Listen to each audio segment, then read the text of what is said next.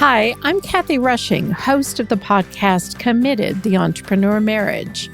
If your middle name is Restless and you identify with words like innovator, dreamer, changemaker, creative, independent, or you are married to an entrepreneur, or heaven help you, you're both entrepreneurs, this podcast is for you.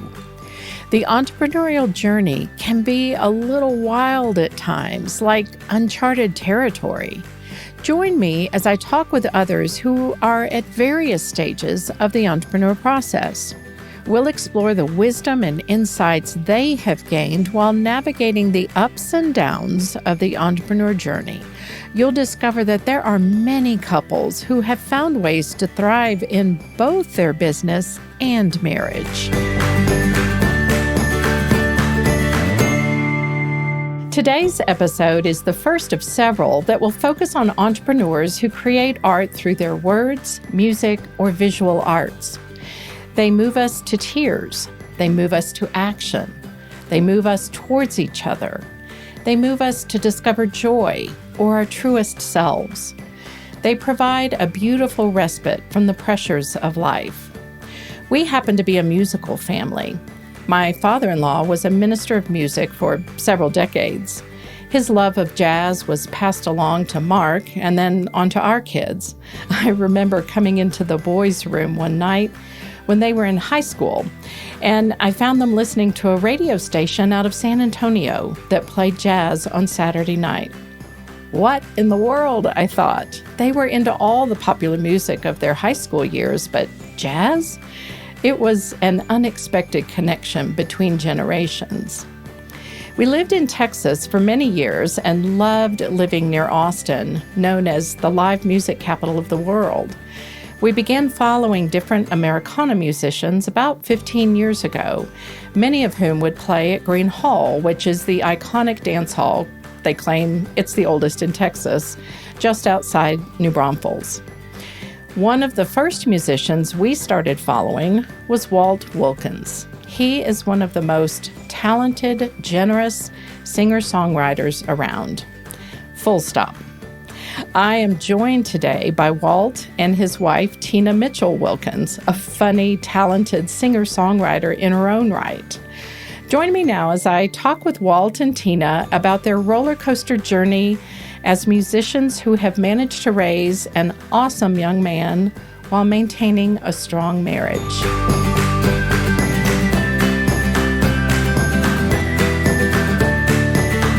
Hey, Walt and Tina Wilkins are my guests today. Welcome to the show, you guys. Thank you, Kathy. It's great to see you. It is wonderful to see you guys. I have loved catching most of your front porch concerts this year. They've been so life-giving. So Thank you. Well, let's get a little bit of background on you guys. How long have y'all been married currently? 20 years. We Awesome. celebrated our 20th anniversary on December 30th of last year. Oh, that is awesome. And we have all enjoyed watching Luke grow up at various concerts, but he is off to college. How are you guys adjusting to being empty nesters? It doesn't feel so empty. He's 2 hours away, which is just about perfect. Yeah. I saw him this weekend. We traveled out that way. We're out in his area pretty often. Okay. While he doesn't come home, he's really thriving. Yeah. With all the communication there is, it's so unlike when we went off to college, So we never feel too out of touch with him. Yeah. Yeah, that's good. When we were in college, well, I'll speak for myself, being a wee bit older, I think, but, we had to wait till Sunday night after, 9 o'clock when the rates went down. Right, I remember that. And then it was a short call. So Anyway, I have some fun kind of get to know you questions for people that have not yet been introduced to you. I hope they will go and find your music after this. If your marriage was a team sport, what would it be? Oh my God. If it was a team sport, were we on the same team? Hopefully, yeah. Rowing is not a bad analogy, Oh, that's good. But I was thinking tennis. Tennis. So would you be doubles partners or? Yeah, we partners are hitting. Yeah, I was thinking we were doubles partners. Oh, go for Kind of that. helping each other, Get the stuff the other one can't get to. Right. Yeah. Okay. That's fun. Good question. That's a good question. We're pretty competitive. So did we win? I don't know if we won on that question. Yeah, there's no winning. I know. We all have that competitive edge, right? What the point is then? Yeah. True competitors. What book or person has influenced the person you are today? Oh, boy. You go first, darling. Well, like I said this last night, I'm not a particularly great Christian. I didn't even think about that. We don't go to church really, but the Bible, just because I love Jesus. I mean, that's the man. But also, there's a book. It's funny. I thought of it last night. We, in fact, mentioned it last night. And I can't think of the guy's name that wrote it. It's terrible. But a book called Ireland, and it was a historical novel about set in Ireland. Obviously, in the tradition, it's set in the milieu of the tradition of the Irish walking poets, which was a 500 or 600 year tradition of poets who literally walked around the island from village to village, bringing the news from the last village or the village before, and also the poems. Every village had a poet. He'd bring poems, or maybe the latest poem by, Yeats, whatever. And that book, my mom used to give me stuff to read. Most of it, I'd be like, oh, okay, But that book, I started and really was moved by it because I think about it all the time as what we do. Mm-hmm. Not stars. We kind of are based in Texas. We get to travel the country and Europe, but still, most of our life is in 300-mile radius in the middle of Texas. And it is like that, going from Houston to Dallas to Austin, San Antonio to Lubbock to, that's our life. Yeah. And that makes me think that book has really stayed with me. Huh. That was long, and I apologize. Well, no. Good news. He brings the good news to people. No. He sure does. I'd say a person that influenced me just to completely be myself and trust my instincts and trust my heart was my dad. And my dad has been gone for about 26 years now, but he was a good dude. He was really a wonderful human and a truth teller and good soulful person. So that was a great mentor to have growing up. So awesome. So great to have that. Yeah. So tell us a little bit about how you guys met. All right.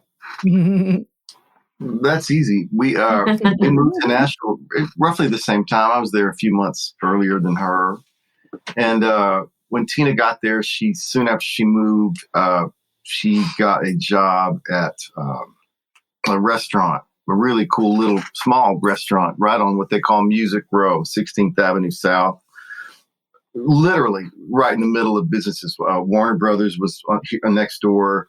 The most popular, most famous mastering studio was on the other side. Behind them was 3 publishing companies and the gospel music offices. I mean, it was right in the middle of everything. And it was a lunch place, lunch and dinner. And Tina was the lunchtime bartender, 11 to 4 every day. And so that restaurant was filled with music business people, from heads of labels to famous lawyers to the artists themselves. I mean, it was if there were civilians there, it was because they had heard about it, and that was a place to go people watch. Huh. And my first publishing deal was BMG, and the back door of BMG went across a parking lot to the back door of Sammy B's. And so my publisher would take me to lunch there 2 or 3 times a week, and we always sat at the corner. I mean, sat at the bar. And that's where I met Tina. And, we were just friends, I just thought she was cute and funny and just smart. And she played cool music at the bar. And, but she had a boyfriend. And so I got to know him over the course of the next 3 years, 3 years after meeting. So I never thought about her as any way, except for really, I liked her. Mm-hmm. Mm-hmm. And so who made the next move?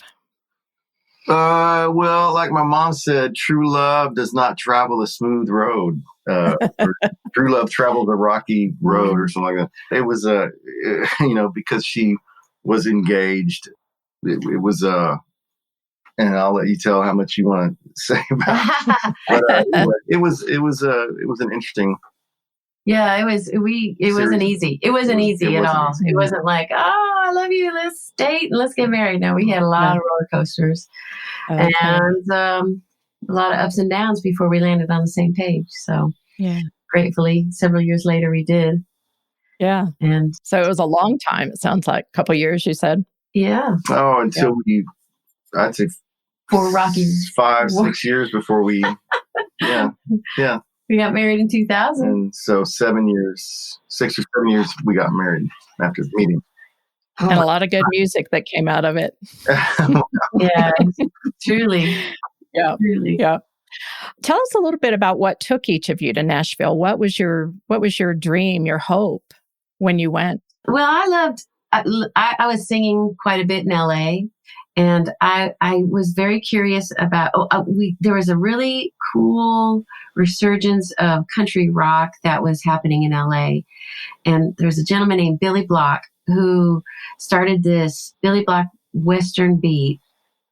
I don't know if it was called that at that time. It was. Western beat. But anyway, so I would go downtown and I would just be mesmerized by the musicians he was bringing in. And a lot of them were from Nashville. So eventually I thought, well, I just need to take a trip to Nashville because the writing was so cool and the folks were so cool. And so I went with my dad one trip and then I went with my mom one trip. And then I thought, and we ended up at the Bluebird Cafe where the writers were playing in the round. And I just couldn't believe what I was hearing. It was just absolutely stunning. And so I thought, I want to be near this kind of music. So eventually I got myself there, 1994. Okay. And I didn't know anything about, I was a writer, but I wasn't that kind of writer. I mainly moved to Nashville to be a singer. So I just couldn't believe the quality of songs that I was hearing and the musicianship. Oh, it was just amazing to be surrounded by those stunning musicians. So I was pretty naive. I just thought, well, hell, I just need to go to Nashville. And it was a great learning experience. It was like getting a master's degree in music and study and publishing. And it was really, really a great thing. Okay. And Walt?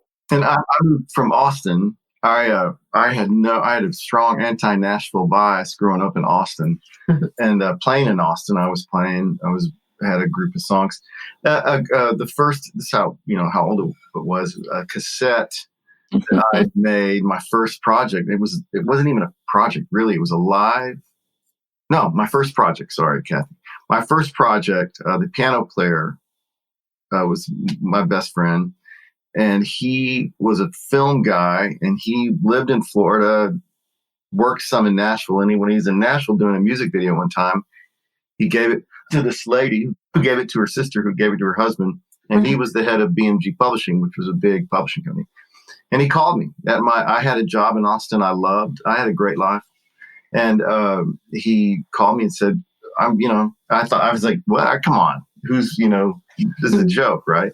He said, I think you should come here. And so I did. I flew up there and met him and hung out a couple of days and then stayed in touch and then made the decision to go ahead and quit this job I love and my hometown and everything and went to Nashville. And I was lucky then. It was easier to get a publishing deal. Not that it was easy, but it was easier than it was later and is now.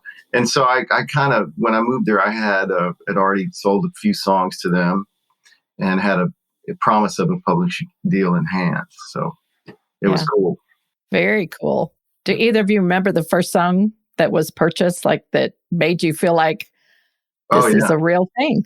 Yeah, this guy, Todd Wilkes at BMG Nashville, arranged for my first demo session, which is an incredible experience in Nashville. It's a recording project with the greatest musicians in the world, and they do your songs in a day. I mean, it's 5 songs. The first song I ever had recorded there, and I had done recording on my own, in studios in Austin and Waco. But I seeing these guys was a different level, you know. Really? And the first song was a song called Big Hopes. That was the first song on a 5-song session. I love that song. Thank you. And the musicians were cool. And we're like, really, I got the feeling they were like, dude, you need to get up here. This is good stuff. And it was a great session. And, but yeah, Big Hopes, which ultimately it took a few years, did get cut by a guy named Ty Herndon. And it's, anyway, I remember the feeling. It was just, I was over my head and it was fun. Oh, wow.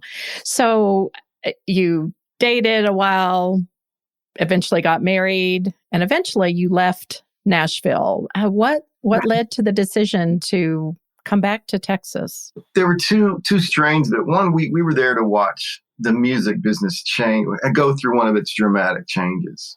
And the dramatic change was when we got there, it was the tail end of when publishing companies really did, you handed in songs and they really could go get them cut. After we were there a few years, and I think it had to do with in the wake of Garth money, Nashville money had just multiplied the money that was at stake, multiplied 10 times.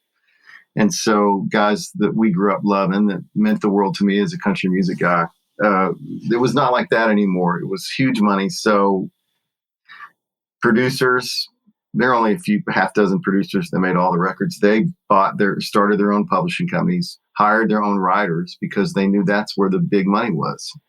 Getting those song copyrights on records, getting them on the radio. That's where you really make money that you can keep an income. Okay.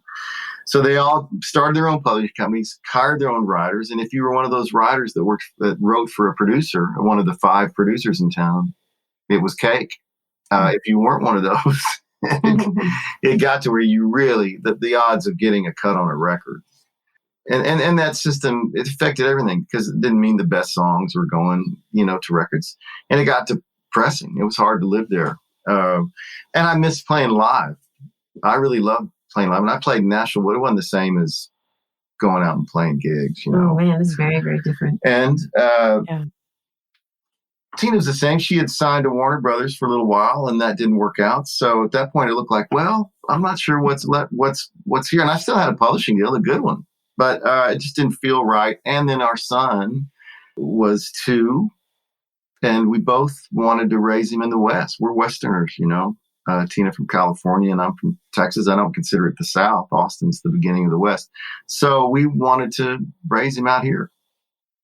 And be close to his parents. His parents My folks were here, and but mainly we were ready to change. We've both been there 10 years, and neither of us ever felt at home there in Nashville. That wasn't our home. No, some people get up there and love it and feel like this is it. I'll stay. Yeah, but us, we just didn't. A lot of nice folks, and it was a great learning experience, and I truly missed it when I moved because I was surrounded by women who were either playing music or married to musicians and raising their families in that vein. So when we moved back to Texas, we moved into this neighborhood, and it was very, very different.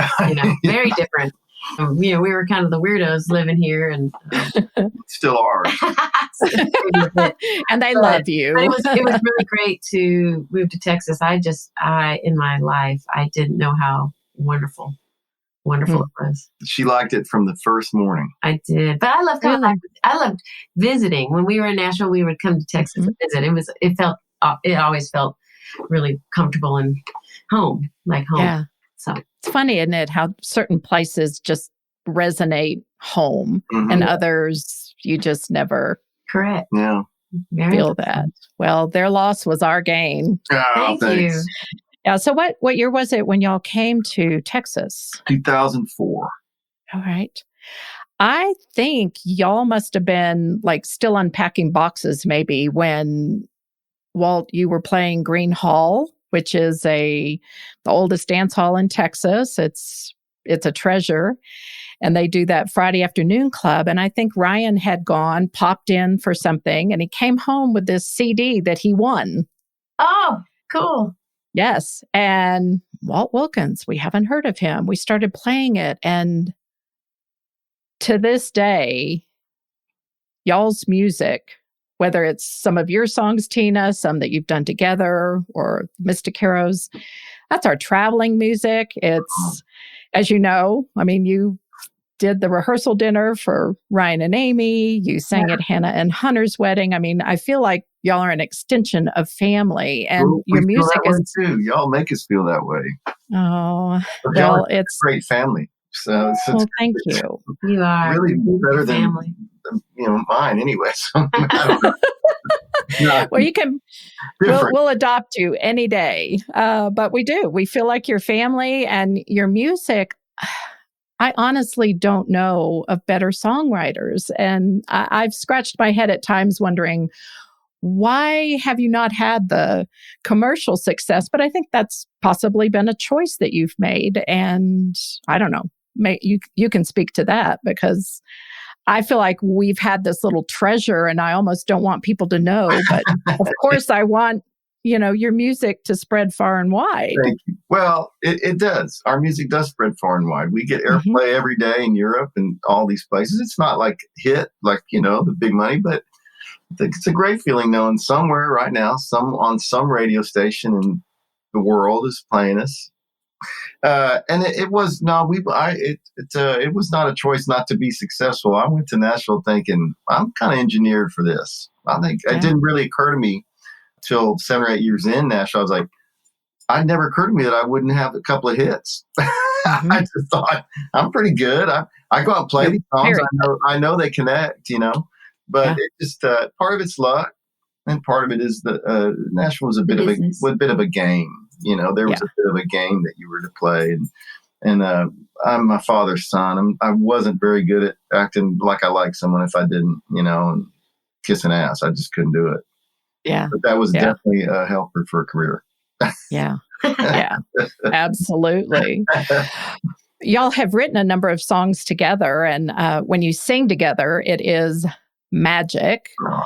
But your writing also is very fun. What does the creative process of writing together look like? Well, the truth is that's not that doesn't come real easy for we write very differently. Tina is insanely funny and clever. She is. And I'm neither insanely clever or funny. I just came from a different way of writing, and full of self anger and doubt, so I don't want to really bring that. No, it's we do write. And when we write, we tend to write funnier, lighter stuff because she's just so funny. Yeah. It's fun. Yeah. It's fun. We don't write often. Mm-hmm. But not often. Walt's a poet, and I write limericks. Yeah.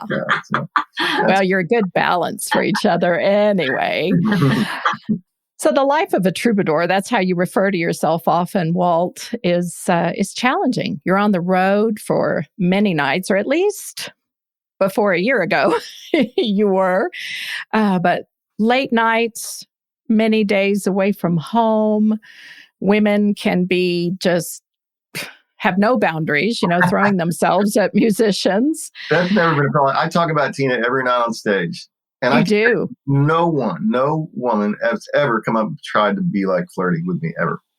That's awesome. Because I look like their grandfather, but two is I always talk about Tina on stage, always. Yeah. And but yeah, it can be tough. You have to believe that you're born to do this, I think. And that's why I think a lot of people start this life. Find it, you can see it does look romantic from the outside, and it is. I mean, to do what you love to do and to travel and meet people and all that stuff is fun. And the type of people you meet, and it's I'm sure there are interesting accountants. We know a couple, but if your life is around other artists, if a good part of your life is around that's an interesting life. These are interesting people. It's never boring. It's never boring, and parts of it are hard. Being away sometimes it's hard, but Tina is so even-tempered, and she was a good mama, And the other thing that does help, like we had talked earlier, the staying in touch is so much easier. Cell phones were invented, or became common right about when we got married, and that's when I really hit the road. I hit the road again in '98, I guess. When I made my first record, started coming to Texas all the time. So it was part of our lives from the beginning. We know several marriages where someone both have a straight job, and one of the people says, I'm not going to be happy unless I tried playing music, and that's tough. Yeah. If someone hits the road, when it breaks the pattern that they'd had before, that's tough. But this was always how we were going to do it, Sure. So you grew into it. Yeah. Yeah. Yeah. And I had the great luxury, Walt hit the road hard. And so I stayed home and took care of Luke. And that was just a great gift. And we lived modestly and humbly and did what we could to, make ends meet. But it was a great gift just to be able to, take him to games and get involved with PTA, volunteer and work here and there. But it was really great. Yeah. Wonderful. How do you make space for your own creativity, your partner's creativity, and raise a family? Well, that's a great question. That's one we really do. That is one we really do deal with. Yeah. That's a tough part of it, because to stay, I have to have space and solitude to create, and that's tough to find. In a family structure. You come home from a week, get home on Sunday night or Monday, and then what you really like, I really need to go be alone. They're like, what? Yeah. Now we didn't, but that was it didn't lead, never fighting or anything, but that tension inside me was there a lot. You got to have space to create, or I do. Not everyone does, but most people, I think, need a little solitude to do that. And that's in short supply. If you're on the road too, you think it's being on the road or driving is not the kind of being still and contemplative that you crave. We're trying to, I think our next working chapter. On it now. That's what we're working on now. We really would like to create that space so each of us can, have that time to get quiet and meditate and pray a bit and see what comes from that. Because it's been kind of hit the ground running when we moved here, had the family, and now it's, wow, maybe perhaps we can, create that. Yeah. And somehow in the midst of that, Tina, you have still found time to write and produce your own albums. And yes. I let's see, in 2018, I released 3 records between 2017 and 2018. So that was really fun. Awesome. And writing and creating as much as we can and producing a festival, and it's been pretty great. Yeah, is that going to happen this year? Walt Stock and Barrel. I felt 95% sure it would until we were off the grid for 3 days, Monday, Tuesday, and part of Wednesday. When we got hooked back up, driving through West Texas in our, when you hit the cell and all the messages and all the stuff. It was incredible. We were driving through Presidio and alarms were going off everywhere on our phones. When we found out the governor is not going to, change the mask protocols here in Texas, I think that really affects whether or not we're going to do a festival in person. We still might, but it's going to affect it. A smaller version. We were already going to do a smaller one, but now it's going to be smaller again, I think. But we'll do an online one as well, and not just a camera on here's who's playing. It's going to be a little more. It'll be a great event, but yes. So May 14th and 15th we will do that. Oh, awesome! We'll put that on our calendar. Last year we had to cancel last year, of course, and that would have been our 4th. Okay. Yeah. That's been a lot of fun up in the hill country. Oh, it's the first 3, all of them just so fun. Yeah. We had about 1,000+ people too. And it was 3-4 days of music. And so this year, this will be a lot smaller, and perhaps we'll swing back next year. But for the time being, we're just going to have it just an mini festival and an online Walt Stock. Gotcha. The music industry is a fickle thing with a lot of highs and lows.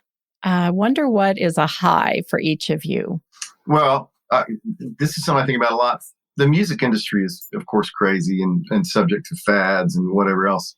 I'll speak for myself. I don't have anything to do with the music industry and haven't now for really at least 10 years. I opted out of my last publishing deal 9 years ago. I know exactly when it was 9 years ago. I opted out of my deal, which no one ever does. But I just thought, I'm ready to cut the tie. I don't have anything to do with Nashville. We have we have contacts there. And if a song gets cut from an old catalog, then, I do the paperwork. And same with, we've had a couple of songs in TV shows. So it's LA, but that's almost nothing. Our lives are playing rooms filled with people that are coming to hear us. It's not, it feels, it's not an industry. It's not the business is, of course, counting money, but otherwise it doesn't even feel like a business. It's a calling and it's a good one and to have, and it's an incredibly rewarding endeavor, playing songs for people for small rooms generally, all over the country. And then we get to go to Europe. So that it's great, but it has no connect. It feels to me like there's really no connection to industry at all. A music business. That's how I feel. How about you, Tina? Any thoughts there? I think our intention was when we moved to Nashville, you think you're going to, it was a great learning curve moving there because you saw that it was like what is it when you crank it out and go in? It's a factory. Yeah, it was like a factory. It was like a song factory. And that was pretty surprising and pretty shocking. Especially, I was singing a lot in LA and it was just really joyous and fun, stuff like that. But then when I moved to Nashville, it was a factory.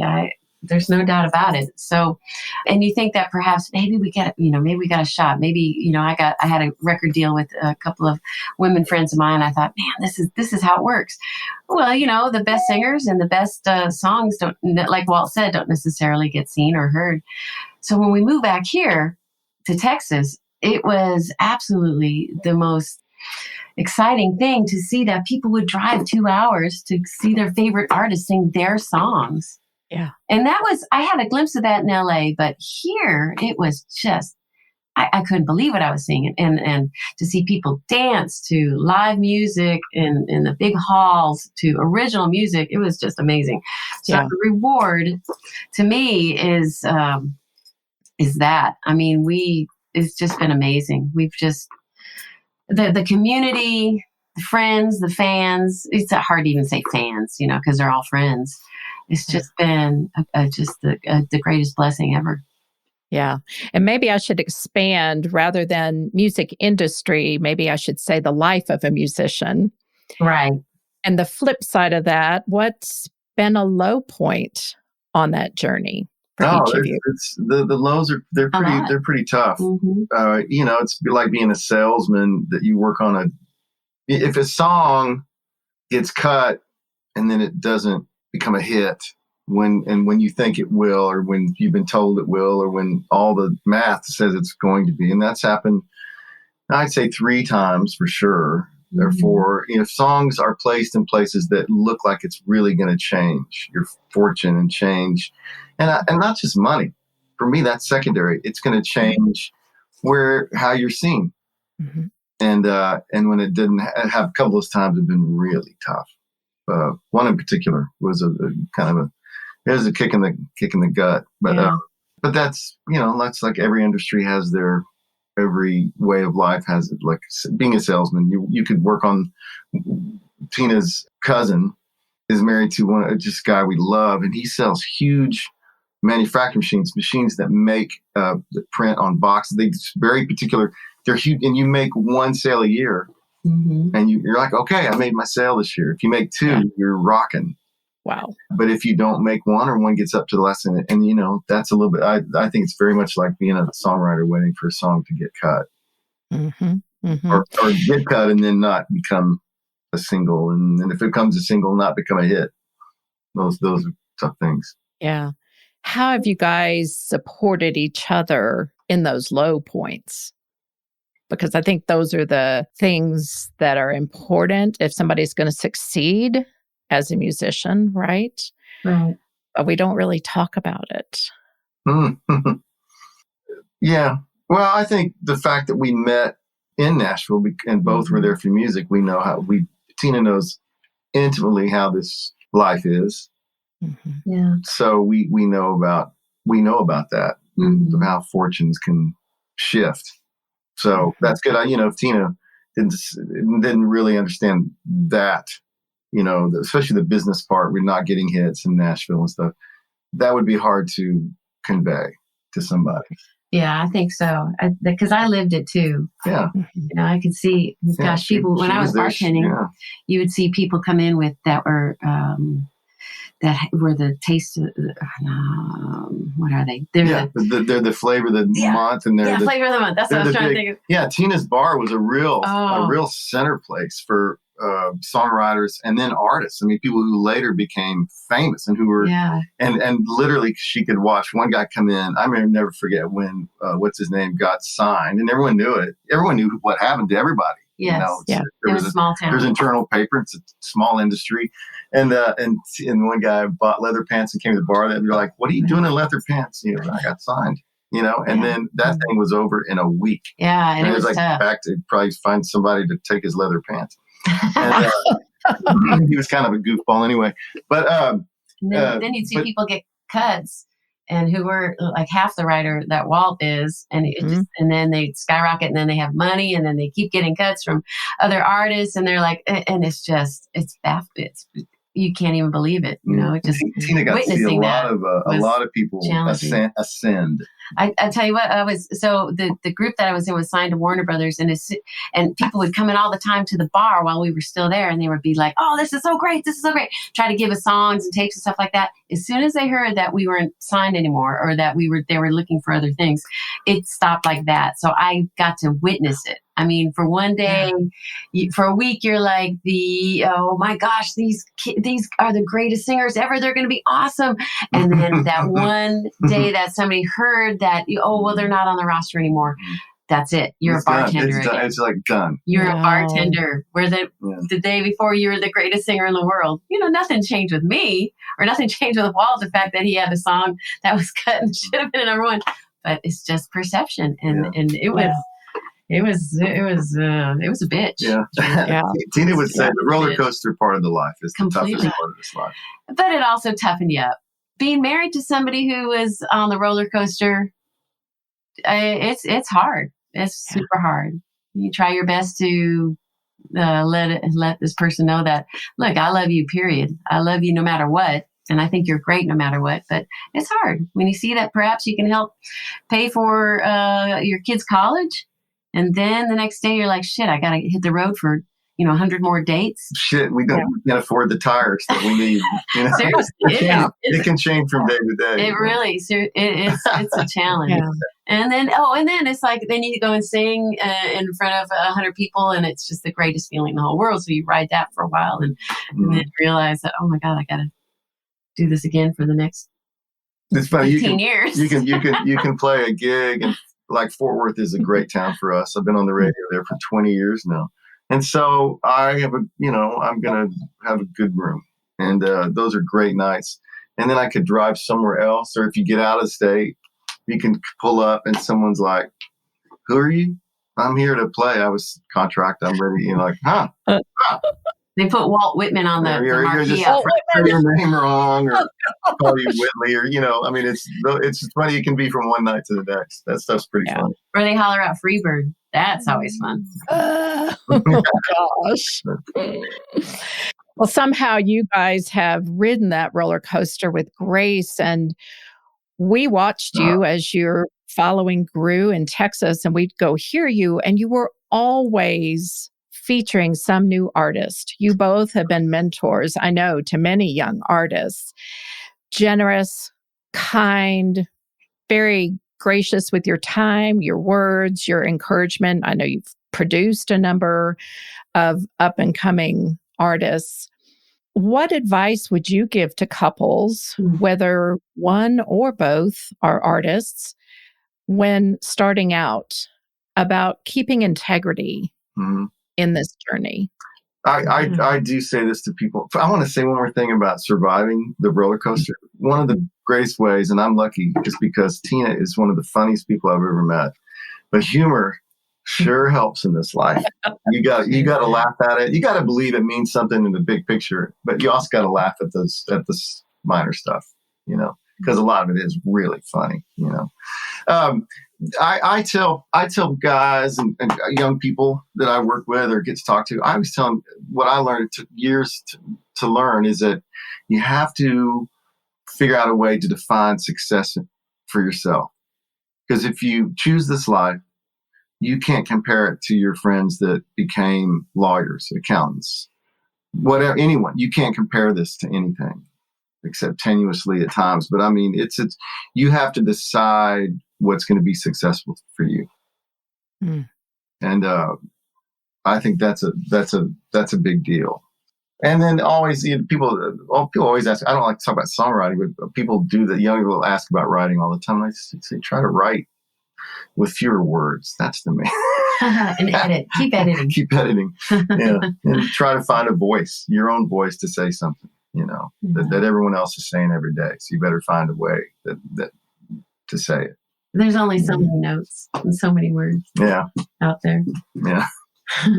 Very true. Kathy, he is such a benevolent, when the Miss Carrolls were together, he's such a benevolent leader and so gracious. He gave, and so welcoming for the young artists too. And fellow artists too. It's just really, he's super, super mindful about giving people a chance, giving them a space. Yeah. Well, thank you. That's the way to live. It'd be dumb to live any other way, and it makes it more fun. We have a whole community of people that we really treasure. We're part of a community that we feel fortunate about. Yes. Yeah. It's a great circus. Yeah. It's a great circus. It's a great circus. Yeah. And they are your monkeys. We are there. We are the monkeys. We don't know who the ringleader is. I wish we did, but we're oh man. It is a circus. Sometimes we're the wire walkers. Yeah. For sure. Yeah. Well, this year of COVID, that no one saw what was coming. But you guys have shown up. You've lost friends this year. Walt, you lost your dad. And you guys continue to show up every week. How many shows on Thursday now have you done? Last night was 49. Golly. We started the first week of the lockdown. There was as it set in, the reality of it set in, there was a half day of like, oh man. What is going on? That was a half day. And then that Monday I said, you know what? We've done online shows before for friends in Europe. We've done these, let's do it. Let's start Thursday. And I think we were the first people I know that were like, let's get around it right now. We did. But I do remember thinking, let's do this. Honey, we'll do this, for 4 or 5 weeks, however long this takes, 49 weeks later. 49 weeks later. And there is an end in sight, but it's not, it's another month or two. But those shows have kept us sane. Because if you're on a clock where you sing and play and have that interaction, we've learned, if you really go without it, that would be terrible. If that's what you're born to do, Yeah. And people have been incredibly generous, and we've been fine enough that we didn't apply for any of the things that we could have. We thought some people need it worse than us. Really? Have people that are to take care of us. Really? And, but showing up every week's important. And I remember when my dad died, Tina was like, well, you don't want to play this week. I was like, my dad would be pissed if we didn't, that's what we do. And, right. Yeah.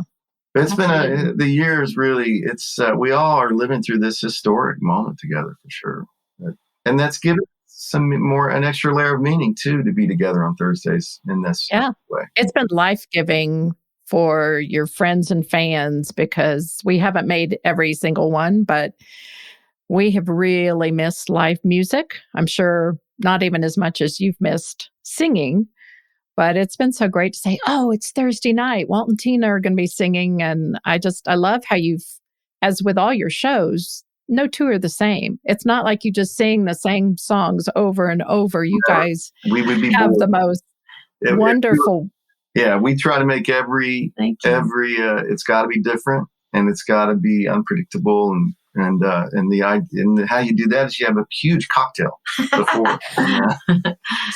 Kathy, as long as I've known Walt, no two shows have been ever alike. I think there's maybe 5 times he's had a set list, but he's got hundreds and hundreds of songs.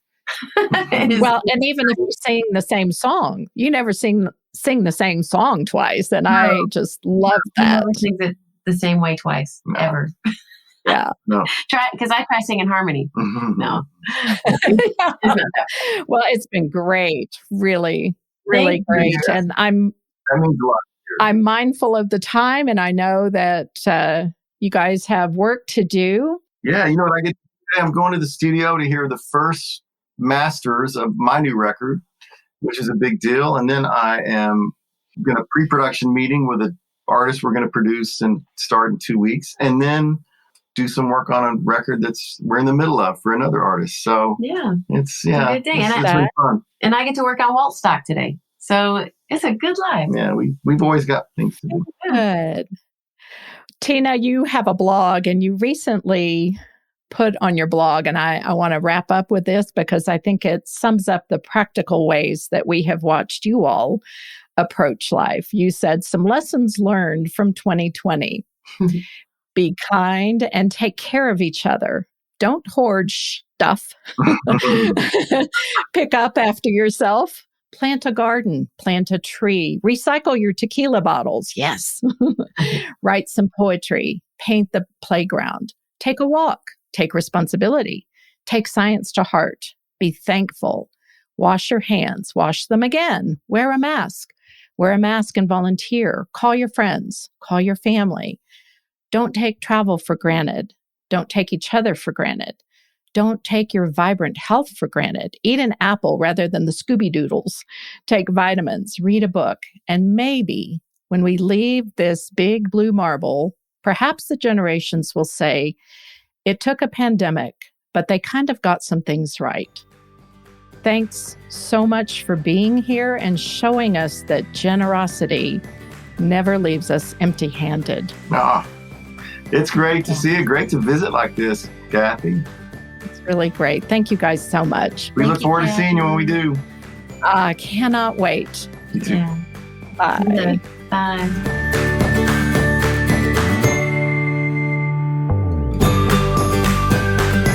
Thanks so much for listening and coming along on this journey with us.